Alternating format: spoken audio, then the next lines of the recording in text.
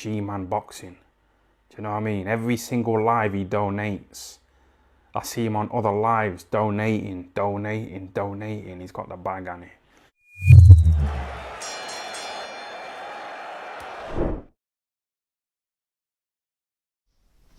Alright people, midweek report time. Hope we're all doing well. Before we start, last night done a live stream, had a guest on, Outmatch Boxing. Shout out to him. You know, like myself, a member of the Boxing Brotherhood. That's me, Boxing on the Edge, Chris Andre, Outmatch and Hatman. The 5 pillars of the boxing community, as you want to say. But a big shout out to him. Thank you for coming on. His channel's there on screen. He just hit 1,000 subs. And honestly, I am so happy for him. Going a bit off here, but like I remember when I was on 900 and it just seemed to drag. You know, when you know it's going to go on to 1,000, because once you hit 1,000 you start thinking of more. You start thinking of 10,000, which I'm still thinking of. But I'm glad he's hit it. It's a great achievement. Outmatch Boxing, if you haven't, give it a look, give him a sub. He's a great guy. I can't speak any more highly of him, you know. That being said, we've got a lot to talk about in this video, and I've got stuff on tonight, so watch the space. I have a few things on tonight, but I want to get into this and let's get chatting about some boxing. It's recently just been announced in the last 2 minutes, people, in the last 2 minutes, and I'm going to be talking about him as well in this video.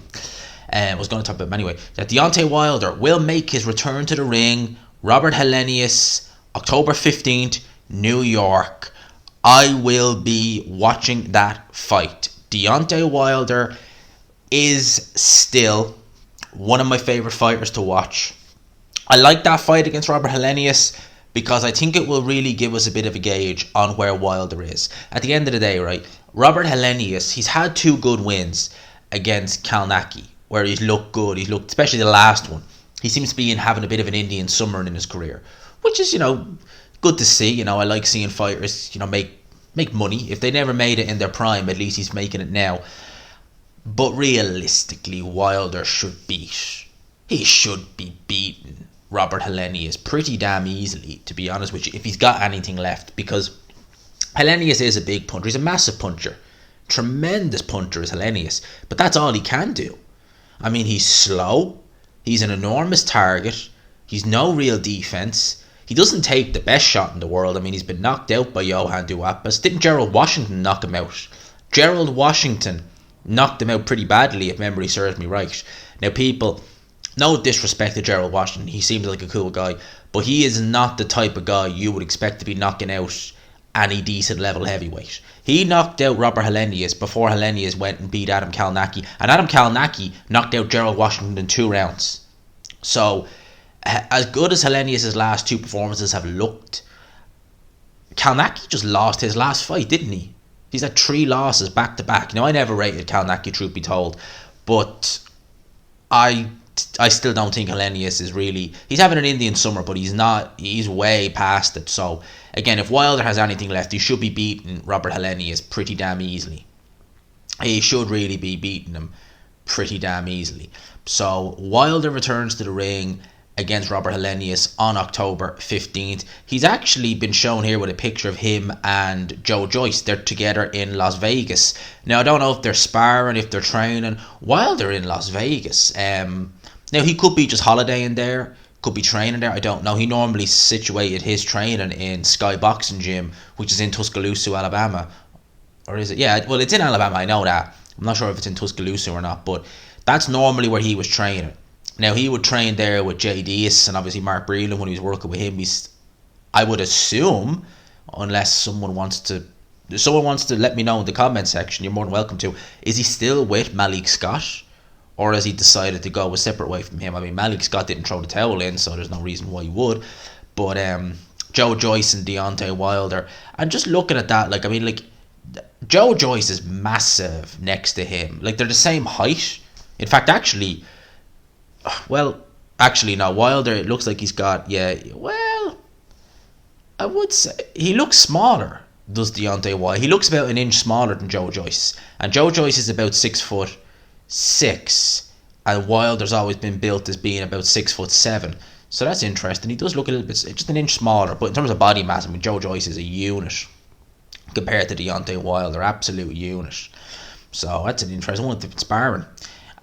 Speaking of Deontay Wilder, again, is what I want to talk about.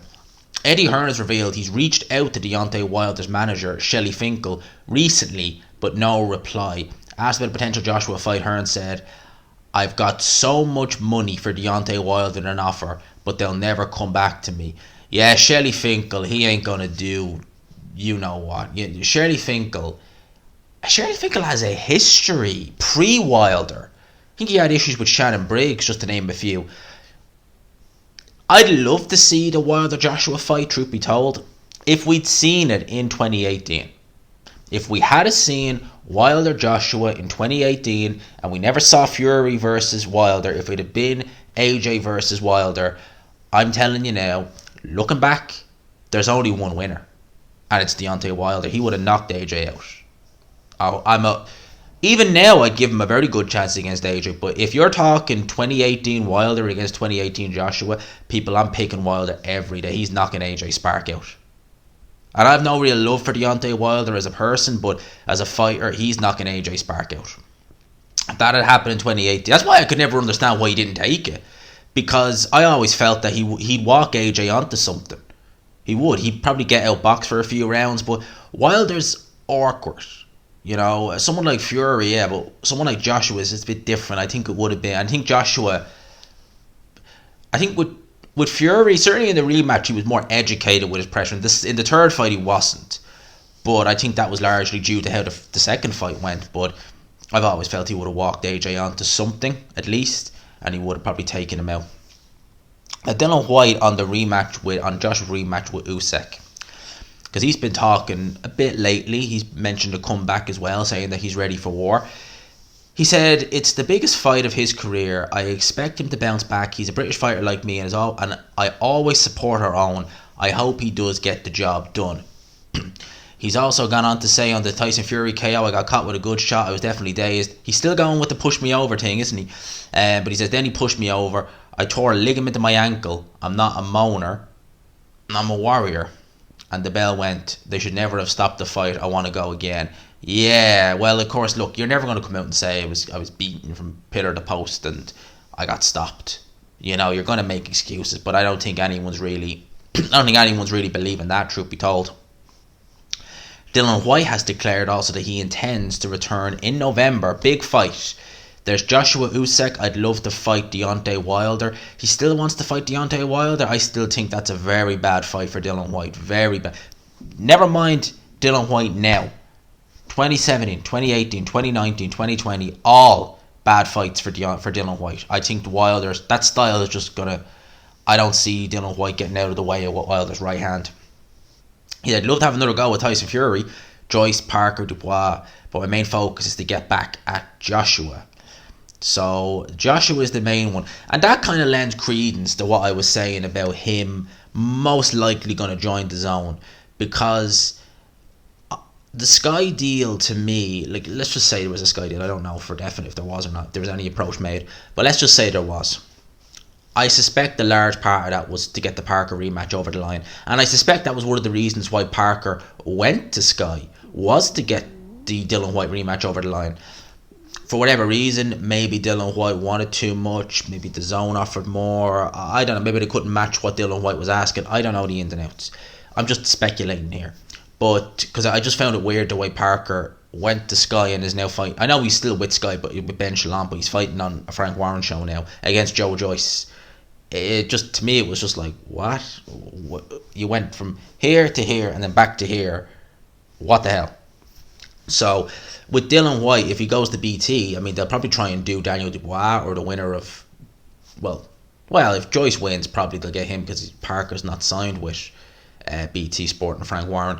And then obviously, if the zone, if he wants a big fight, I mean, Eddie Hearn would try and do, well, I say he'd more than likely try and do Chisora 3, Dillian Whyte Chisora 3, and then maybe, depending on how AJ gets on, if he loses, there you go, there's a rematch.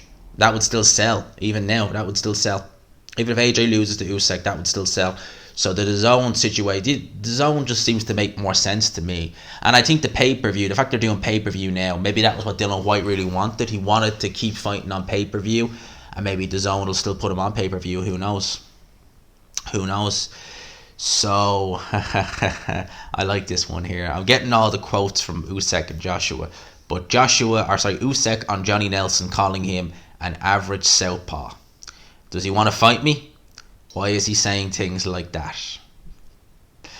Yeah, I don't think he wants to. Look, I really don't get Johnny Nelson. I mean, of course he thinks he would have beaten Usyk. I get him saying that, but an average southpaw? Really? Okay. I mean, defining what is a superb southpaw. Usyk's a pretty damn good southpaw. So, but Johnny Nelson, right? Johnny Nelson as a pundit, I don't like him as a pundit. But as just a presenter, if you take the punditry away, he's actually not a bad presenter. Maybe he should do more of that and not worry about the punditry. Ben Whittaker will have a second pro fight on this card against a guy called Peter Norsik on the undercard. So Ben Whittaker straight back on, nice and quickly, straight back up, straight back on the saddle. The DAZN will be showing the AJ Usyk fight, for anyone wondering, pretty much everywhere apart from Ireland and the UK. So worldwide, that looks to be set over there. It'll be shown over there. Now I've seen Lomachenko, some stories on Lomachenko. Here we go. Lomachenko has now left his home country. He's looking to come to the US, targeting the winner of Devin Haney versus Kambosos 2. As you would expect, and I'd say that's what Bob Arum was probably hoping as well. But as expected, Lomachenko will have a return fight against Jermaine Ortiz, targeted for late October.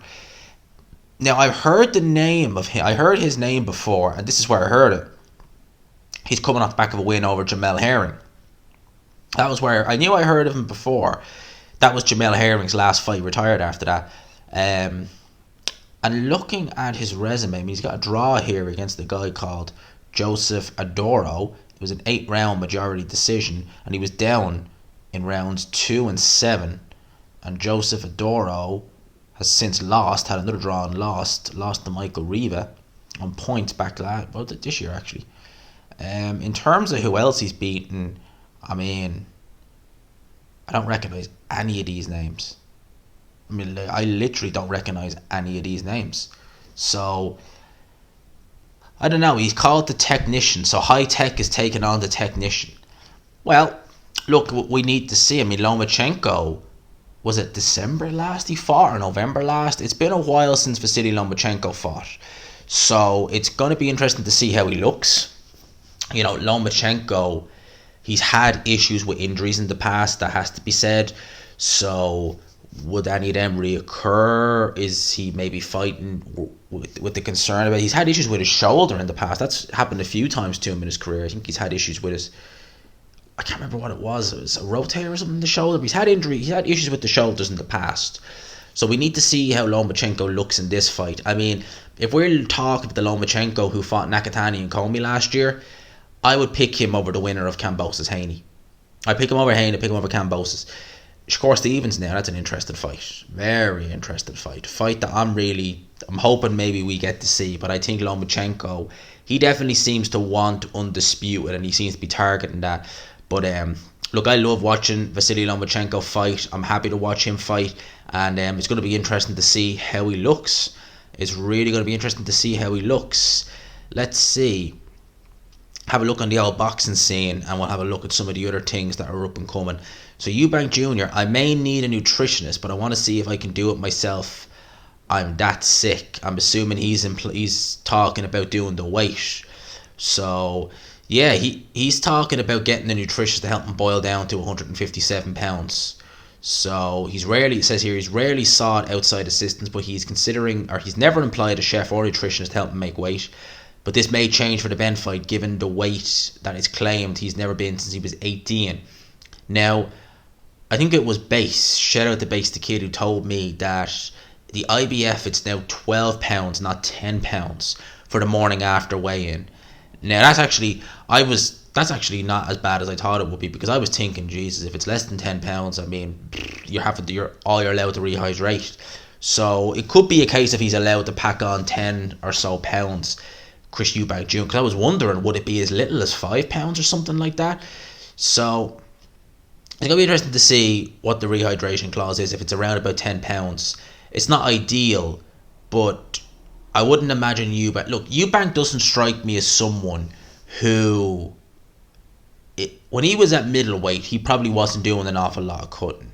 When he's at middleweight, he's doing probably a bit more cutting, but I don't think he's going to be the kind of, he's not going to be like a Brandon Rios on the scales, put it like that, where he just looked like a ghost. He looked horrible on the scales. I don't think it's going to be anything like that. I really don't. In terms of the public workout, I got to give my 2 cents on the public workout. So, Outmatch was talking with me last night about it. And I said at the time I didn't see it. And a lot of people were saying Joshua didn't look good. Now, I had a glance at Anthony Joshua on the public workout this morning, just looked it over on YouTube. And the few things. One, he definitely seems... How do I say it? I was talking about Outmatch with this last night. When I seen that clip picture of him where he was in his sparring gear, he looked lean. He looked very lean. But he didn't look as lean in the clips of I seen him in the public workout. So I'm kind of thinking maybe now more so, could it be the fact that he's training in maybe a very hot gym in a very hot country like Saudi Arabia, and it's just he's sweating a lot more. And believe you me, if you are going to sweat like a motherfucker, I said it now, but I was trying to say something else, but I've said it now. If you are sweating like you know what, then you are going to look a bit leaner. You're going to see veins start popping out because you're just dehydrating yourself. So I wonder if that could be part of it. And I'm the more we get closer to this fight, the more I'm wondering what both guys are going to weigh. It's intriguing to me just to see what they come in at. I really do believe if AJ comes in the 250s, I could be wrong, but I can't see how he wins. If he comes in, I can't see how he gets through this fight if he's in the 250s. I can't see it. If he's in the 230s, like mid 230s or high 230s, 238, very interesting. Very, very interesting. In terms of people saying he looked lethargic, at the end of the day, right, it's a public workout. You're never really going to, in Formula 1 terms, I'm going to talk a bit of one here. They always do pre-season testing, right, at which the brand new cars hit the track. You'll see who's the fastest, but more often than not, the fastest teams put the most fuel in the car. So it means they have a heavier car and they set slower lap times. They never show their hand, sometimes at all during testing, or they only show it at the last minute. Good example would be this year, if you follow Formula 1, Red Bull never looked amazing in testing until the last day, and then it was just like, whoa, who's going to beat this car? So it's something like that. I kind of take that look, and they call it sandbagging. I take that approach with a public workout. Unless you're a very vain, narcissistic type of person, someone like a David Hay who just wants to hit the pads as hard as he can and then say, I wasn't even trying.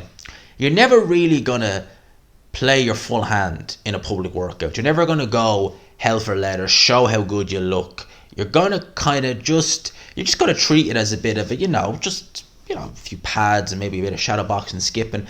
You're going to sandbag a bit. And I get the impression maybe that's what AJ was doing. That maybe he was just going through the motions, not looking to give anything away.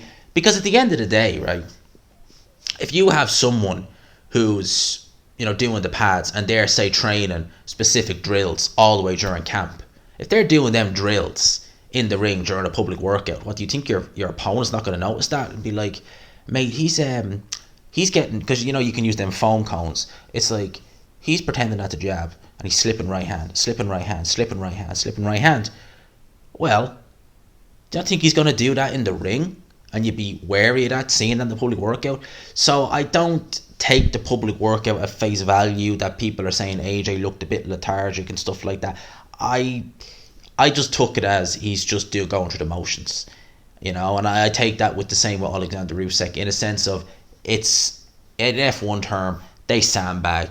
Like F1 in testing, they ain't going to turn the engine up full tilt. They're not going to take all the fuel out of the car and put them on the softest tyre.